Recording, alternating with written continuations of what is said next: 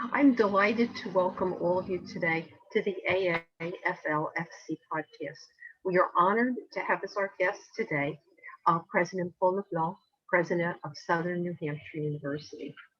Dr. Paul LeBlanc has been president of Southern New Hampshire University, SNHU, since 2003. Under Paul's leadership, SNHU has grown from 2,800 students to over 135,000 learners and is the largest nonprofit provider of online higher education in the country.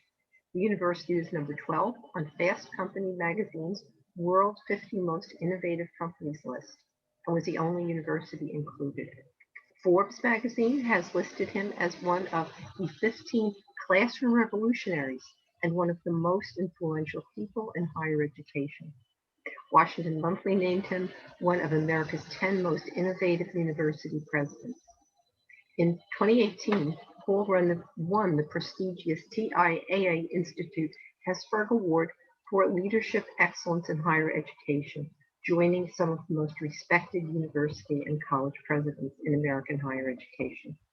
Paul served as Senior Policy Advisor to Undersecretary Ted Mitchell at the U.S. Department of Education, working on competency-based education, new accreditation pathways, and innovation. He serves on the National Advisory Committee on Institutional Quality and Integrity and on the National Academies of Sciences, Engineering, and Medicine's Board on Higher Education and Workforce, and served on its Committee on Quality in Undergraduate Education. He also serves on the ACE Board and chairs the AGB Council of Presidents. Paul immigrated to the United States as a child and was the first person in his extended family to attend college. From 1993 to 1996, he directed a technology startup for Houghton Mifflin Publishing Company, was president of Marlborough College in Vermont from 1996 to 2003, and became president of SNHU in 2003. His wife, Patricia, is an attorney, and they have two daughters, Emma and Hannah. Dr. LeBlanc, President LeBlanc, welcome. Please call me Paul. Please, It's a pleasure to be with you, Kathleen. thank you. Please tell us about your Acadian heritage and how it has influenced your journey personally and as an educator. It's interesting, growing up in the Maritimes of Canada, New Brunswick specifically, kind of in the heartland of Acadiana. So I was born into a little village, a little hardscrabble fishing village called Gatons in an area called Memramcook. And Memramcook is where kind of the Acadian revivalist movement was centered, at a seminary, actually, St. Joseph's. And it was there where a French priest and English priests had sort of always dominated, or non-French priests at least had always dominated, but a group of French priests sort of rediscovered the French roots of Acadiana. And we didn't think of ourselves necessarily as Acadian. I mean, we had the sort of the notion of it, but it's really only later that I came to appreciate what that meant, and even the ways it was deeply rooted in the ways of my family, the ways of our thinking. Now, someone listening to this would say, well, of course, I mean, that's true for all of us, whatever our backgrounds are. But I think I didn't wholly appreciate that. And some of that's rooted in the immigrant experience. We moved to the Boston area when I was just a kid, 3 years old. And it was, some people have called that part of New Brunswick kind of French Appalachia, right? So the men would work away for months at a time. My father would be, he would work on American radar sites along the Arctic Circle. There was something called the DEW line during the Cold War, stood for Defense Early Warning Systems, these radar sites that strung along the Arctic Circle. And then he might be gone for months, and then he might work for months at the American Air Force Base in Gander, Newfoundland. You just went where the work was. And even today, young men in parts of the Maritimes, they go out west. They go to the oil fields of Alberta. They travel to other parts of Canada to get work. So at some point, my parents, and the farm itself was just a subsistence level farm, a couple of cows, a garden, et cetera. It was a hard life. There was no indoor plumbing. Even when I was a kid and we would go back to visit, there was still outhouses and chamber pots. And so when we immigrated, really the pressure is kind of forget your heritage, right? You don't want to be marked as an outsider to the other kids on the playground. So you learn to drop your language as soon as possible. I spoke French as much as I spoke as a 3 and 4 year old, but I spoke French first. But I had a teacher in first grade who would make me read in front of the class, and I'd be embarrassed because I would struggle so much with English, and so much so that I would start to, hide. I'd pretend to go off to school, and I'd hide behind the garage next door to our house, our multifamily house. And being a little kid, I would think the whole day must have gone by, and I'd show up at my mother's door 20 minutes later thinking, well, school was great today. She's like, what are you talking about? So she got to intervene and get that sorted out. But it's only much later that I came to appreciate what it meant to be Acadian, which really, if for those of you who are familiar with it, to your listeners who are familiar with it, it is a kind of stubborn independence that sort of resists allegiance to any sort of system outside of itself. So the the Acadians were famous for rebelling against English rule, and of course the expulsion, the famous sort of expulsion from Acadia after the defeat of the French at the Battle of Quebec happened in the 1700s. But they were sort of resistant to anybody's oversight. So it was really I can sort of see that in my family. Like no one works for everyone's self-employed because Acadians are much better if they're self-employed.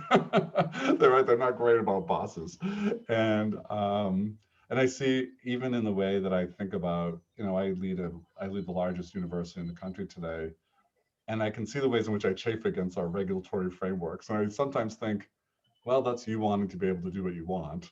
But sometimes like, God, this is not so different from my uncles who would chafe about working for somebody else. There's this sense of wanting to do it your own way. And then there's much that's lovely, right? I mean, I think anybody who's familiar with Cajun culture, which is a branch of Acadiana, knows a love of music, right? A love of fellowship and family and food, not actually so much of a stress on education.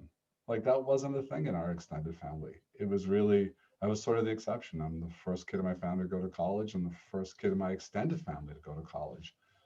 So these are, I don't think of them as pro and con traits of being Acadian. I just think they are what they are. And I've learned to really appreciate and enjoy them so much. Thank you so much. Um, Please tell us now a little bit about your work at SNHU. Sure. So SNHU, when I came in 2003, is a very small place. It was about a $50 million budget. Today, it's about a billion. It had about 2,500 students. Today, it's 170,000 students. So, as I said, the largest university in the country. We're mostly online, though we do have a beautiful campus in Manchester, New Hampshire.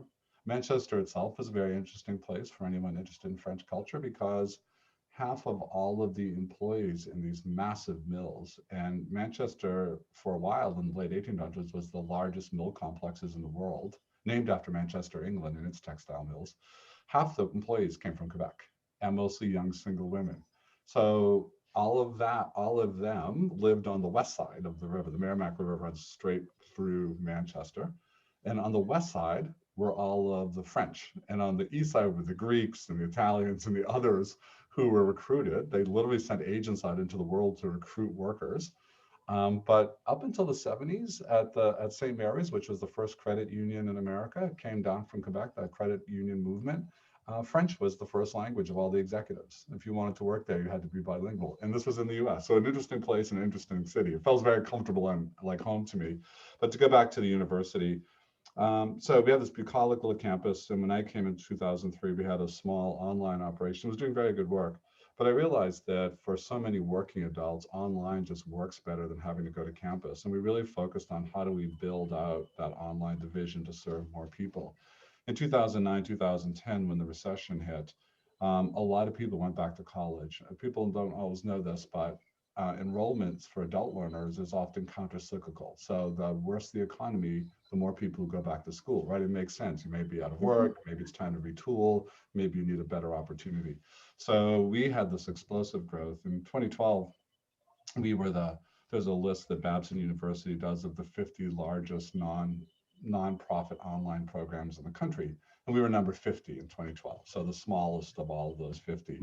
3 years later, we were number 4. So we just shot up that list. And we were growing so fast that many weeks we were onboarding 30 or 40 more full-time employees.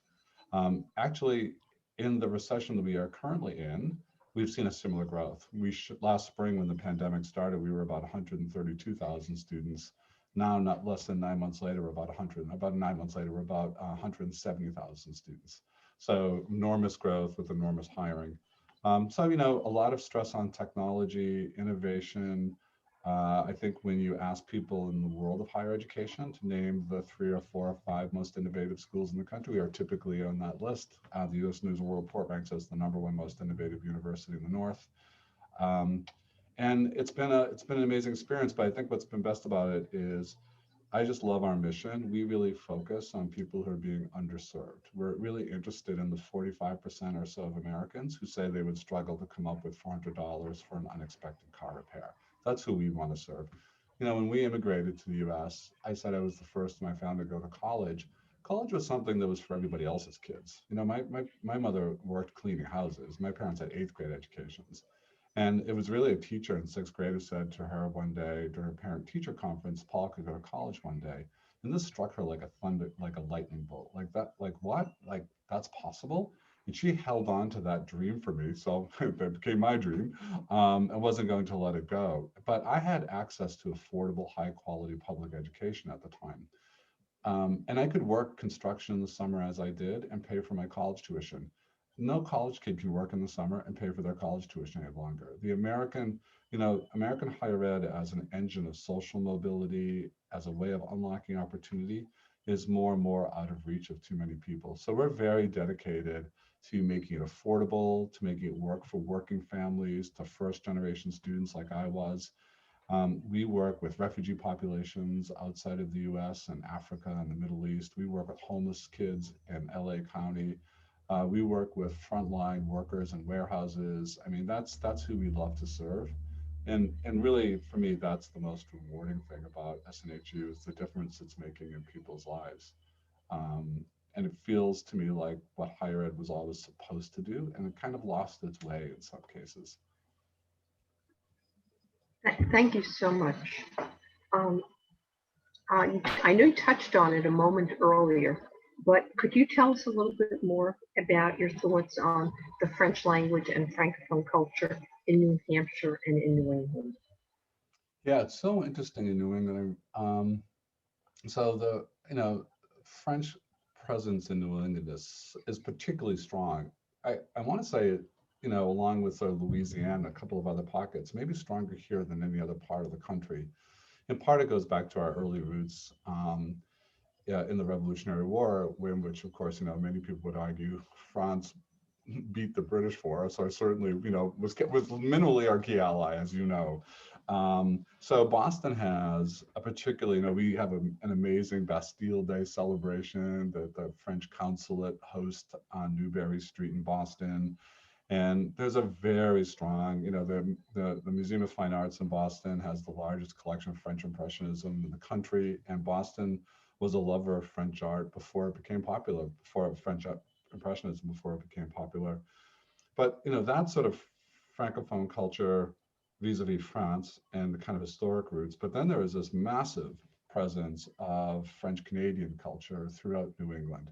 And these were forest workers and the lumber, the paper mills and the paper forest of Maine, for example. And there's certainly the mill workers up and down the Maine River. So here in a place like Manchester, Lowell, Mass, Lawrence, Mass, up and down, you've got this very strong presence of French Canadian. What you don't have, interestingly, is a commensurate presence of French leadership in things like politics and universities and business. You will see far fewer French names, even in those places where the French Canadian voting base would be big enough to dominate. And it's an interesting kind of mix, right? It's a little bit of this funny thing that happens in the culture in which we kind of two things I would say. My wife and I have often talked about this in my family, in my culture. There is a don't get too above yourself. Like don't like there's a kind of cutting down the tallest poppy, if you've ever heard that expression. There is a hey, don't get too full of yourself. What do you think you better than us? And it's a kind of pulling back. It's very typical of a lot of working class cultures. My wife's Irish American. She would say exactly the same thing. So and so thinks they're all that. and a bag of chips, which is a weird, funny expression that people still use in the Boston area, maybe elsewhere too. So I don't know if it's a little bit of that dynamic, where there's a self-consciousness about not overreaching, to be kind of modest about your successes. But and then there is, again, I think this is a big, broad generalization, but I would certainly say it of my family. I think there isn't historically been the same kind of emphasis on academic or business success in the same way that other things were prized more. And I would compare that to other cultures, particularly other immigrant cultures, where there's a sort of drive to, if you look at sort of, I lived in Springfield, Mass for a while, and there was a downtrodden neighborhood called the X. And as soon as Cambodian and Vietnamese immigrant populations came in, it just turned around. They were working to buy their first house. And then, if you didn't have your second house by the time you were there 3 or 4 years, and you launched your business and you opened a restaurant, everybody worked out, right? And there was like, you send your kids to school. It's a different culture. And French Canadians work as hard as anybody else. So please don't understand that correctly. But there's something about what the measures of success are and what one strives for that will feel and look different. It's in, my oldest daughter was a Rhodes Scholar, is a Rhodes Scholar. I guess you're always one once you are one. But she did her doctorate at Oxford in anthropology, but she did her field work in a far northern New Brunswick forest worker community. So a funny kind of closing all the way back to her Acadian roots. And when you look at that population, which has always been kind of on the outside, it had been deprived of generational wealth creation, kind of structured by sort of British oversight and provincial oversight. So they're always kind of the underdog. There is a kind of um, there's a kind of resistance to those traditional measures of success. A lot of Acadian culture lived and lives outside the sort of the incumbent mainstream culture in which it finds itself. It sort of lives on its margins. So in some ways, I don't want to be too obtuse about this, but I think in some ways, if you are a group that has been deprived of a place in the game, then at some point you just don't care about the game. You play outside the game. And I think that has characterized a lot of French Canadian culture in good parts of the Northeast. Thank you for sharing those I find insights. it's just, and by the way, I think, my friends in Louisiana will tell you that there are echoes of that in Cajun culture as well. Interesting. That makes sense. Yeah. Um, Now, um, what advice would you have for parents? I know you mentioned your daughter Yeah. and in a sense sort of closing the circle, doing her doctoral research in New Brunswick in Acadiana. And what advice would you have for parents who would like to either keep French in the home or develop French language skills in the family among their children? Yeah, I mean, start young, right? So one of the things we know is that language acquisition among children, where their brains are still so elastic, is sort of profoundly easier and better. I mean, any of us who've tried to go back in adulthood to try to learn a language, at least many of us, I've put myself in this number, realize how hard that is. So start early in terms of language acquisition. But I also think to sort of to I think the thing that I'm going to open the aperture just a little bit and say, if we want our children to delight in cultures that are either part of theirs but not any longer dominant, right? So they're in a dominant American Anglo culture. How do we keep that alive? But I would argue it's the same argument for making them alive to any culture, is trying to inspire in children a sense of wonder and kind of awe at difference. I think people kind of walk through the world either looking at something that is different and immediately being fearful, or looking at something that is different and saying, oh my God, tell me more. And I think there are ways that we can inculcate our children to be wondrous, to walk through the world and kind of see its wonder and awe and its mystery. And you do that, I think there are lots of ways to do that, but I think a primary one is a lot of literacy and reading. And that reading can include reading that takes them into French culture, that includes French, like read them in both languages if you're doing that language early on. But I think it's, when we read particularly fiction, stories, we allow ourselves, or if we're reading with our children, we allow our children to inhabit lives other than our own, right? When I'm reading Anna Karenina, I am in Russia. I am in the mind of a Russian aristocratic woman. I'm in the mind of Lev as he falls in love, with Kitty. And I can get to inhabit, right? And there's no other experience in life that allows us to inhabit the psyches and bodies and places of others, not ourselves. But I do think that when we do that, we develop empathy, we develop wonder, we develop curiosity. And then when one is, lucky enough to be able to do it, travel. I think, bring, visiting other places and taking delight in difference as opposed to being critical of difference. I think those are the things. And if you take those general principles and apply them to one's own Francophone background and culture, you can use those same tools. They're essentially the same tools. I think the worst thing is to try to do it from a kind of top-down imposed way, where like anyone who's ever tried to make their kids sit still to take piano lessons realizes how much it can kill the magic of the piano, right? So you want them to play in the culture, not sort of make it a kind of a punishment. It shouldn't be a punitive experience to learn about one's own culture. Thank you so much for sharing your thoughts on all these topics today. Is there anything else before we have to go that you would like to share with our viewers? No, I mean, it's I think it's interesting to um, when we think about Francophone culture in America, we're almost always also then talking about immigrant culture in America. And generations of immigrants experience these transitions differently.